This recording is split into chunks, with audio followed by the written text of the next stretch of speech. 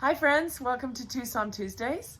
Today we're reading in Psalms from 132 and 133. We're sitting outside by the fountain, and as promised, I am going to finish reading the entire book of Psalms before I stop recording these read-alouds with you. So let's get started. Psalm 132 and 133 in the ESV. Here we go. The Lord has chosen Zion, a song of ascents. Remember, O Lord, in David's favor, all the hardships he endured. He swore to the Lord and vowed to the Mighty One of Jacob, I will not enter my house or get into my bed. I will not give sleep to my eyes or slumber to my eyelids until I find a place for the Lord, a dwelling place for the Mighty One of Jacob. Behold, we heard it in Ephrathah. We found it in the fields of Jar.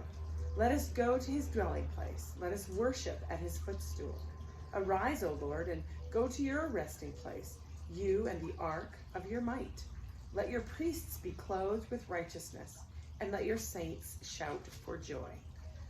For the sake of your servant David, do not turn away the face of your anointed one.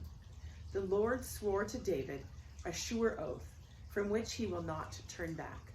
One of the sons of your body I will set on your throne. If your sons keep my covenant and my testimonies that I shall teach them, their sons also forever shall sit on your throne. For the Lord has chosen Zion. He has desired it for his dwelling place. This is my resting place forever. Here I will dwell, for I have desired it. I will abundantly bless your provisions. I will satisfy her poor with bread. Her priests I will clothe with salvation, and her saints will shout for joy. There I will make a horn to sprout for David. I have prepared a lamp for my anointed. His enemies I will clothe with shame, but on him his crown will shine. And brothers dwell in unity, a song of ascents of David. Behold how good and pleasant it is when brothers dwell in unity. It is like the precious oil on the head, running down on the beard of Aaron, running down on the collar of his robes. It is like the dew of Hermon, which falls on the mountains of Zion.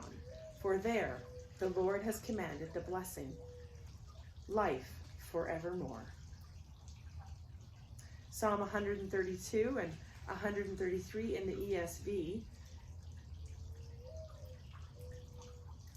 It's good to be in unity, and I hope you picked up there at the end of 132 there the talk of Jesus, actually. So maybe listen to it again and you'll pick it up.